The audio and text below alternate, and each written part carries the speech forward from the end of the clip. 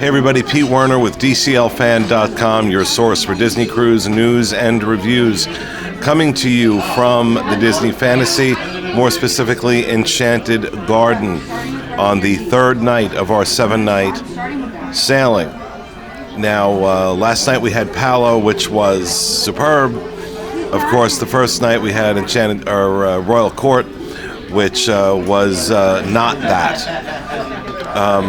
So I'm kind of waiting with bated breath to see how this meal is. I really want to know if Royal Court was a one-off or if this ship has problems with the food. So we'll find out in a little bit.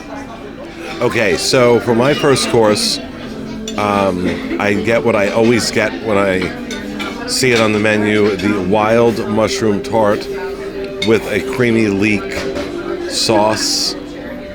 I remember this being better on the Dream. It wasn't bad. It just needed salt to bring out any flavor. This is a dish that has applewood smoked bacon in it. So this should be flavorful. But like I said, it wasn't bad. I ate 2 of them. So how bad could it have been? They accidentally brought 2. I'm like, leave it. But I remember it being better on the Dream. I could be wrong. I could just kind of be in that headspace. So I just want to be transparent about that. But I won't be in that headspace for the main course. So agreeing with Pete, I saw him put the salt on. I thought, all right, let's put salt on. I don't have much experience with this tart from another cruise. Once I put the salt on it, I thought it really woke it up. And yeah, the bacon you'd think would have been salty already. The salt for me made it pretty good, woke it up. To me, I thought it was like a quiche. It felt like breakfast. It was like bacon and eggs. Then I got a tomato soup. I always want to try tomato soup. Strangely enough, we had tomato soup at the Royal Court today for lunch. And it was really delicious, creamy tomato soup. I thought maybe it would be the same. This soup wasn't as good. This soup was like a weak tomato sauce, and they push it off as soup. And they asked me, how was it? I said, not as good as the Royal Court tomato soup. He said, yeah, it is a different recipe. But I kind of respect that they do different recipes. I hate when something is across the board exactly the same. So tomato soup, tart, I would still get.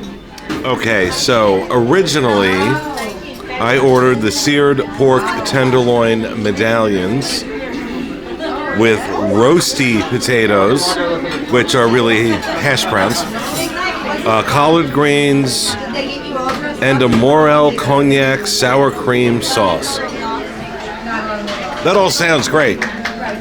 Unfortunately, what came to the table was this overcooked dreck of a dish. Now, I get you want to put pork tenderloins on your menu, but if you can't cook it right, then you shouldn't.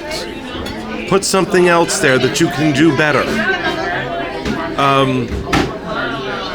John, on the other hand, had ordered the marjoram-scented roast chicken that came with baked crushed sweet potatoes, buttered baby spinach, and a thyme red wine chicken jus.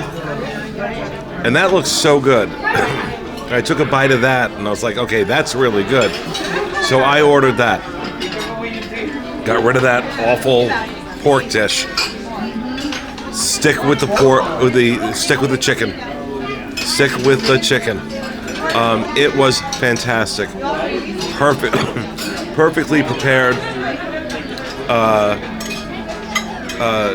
Moist, flavorful, didn't need a lot of salt or seasoning to make it palatable. The mashed sweet potatoes were delicious, and it just was a nice flavor when you kind of picked everything up together and took a bite. So that would be my recommendation in this restaurant, the marjoram-scented roast chicken. So yeah, the chicken was a success. The chicken breast just fell apart, even though it's white meat chicken, not dry, melted in your mouth. Beautiful flavor. Mashed sweet potatoes, great. I also said, okay, if they can make this chicken breast like this, Can they make that lighter fare menu, which was the slow roasted chicken breast, better that we got from the Royal Court that was almost inedible? So they brought me that out, and it was much better. Night and day. Still not as good as the margarine scented chicken breast, but night and day. That chicken breast was cooked well, which proved to me if you have a good chef, it's not the dish. You can't blame the chicken. You blame the chef. It was delicious.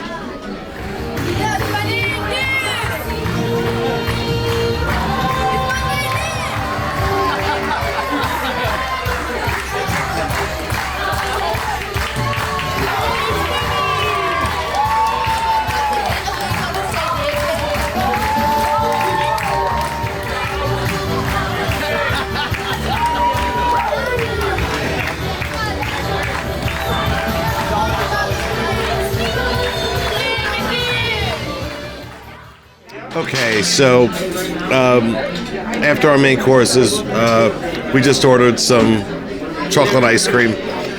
Nothing spectacular to say about that. Overall, I have to say it was kind of mediocre. Pork was bad, chicken was really good, so it kind of balances out. But one thing that isn't in question are our servers, Eduardo and Vera. I keep wanting to call her Lily. They are superb. The staff, the cast members are incredible. And you know, Enchanted Garden does a really cute character show toward the end of dinner. It's just really cute. It's really cute. So they do put effort in. I wish there was more effort going into the food, though, personally speaking. So there you have it. That's our look at Enchanted Garden on board the Fantasy. And that'll do it for this episode of our review show, whatever we call this. And we'll see you again next time.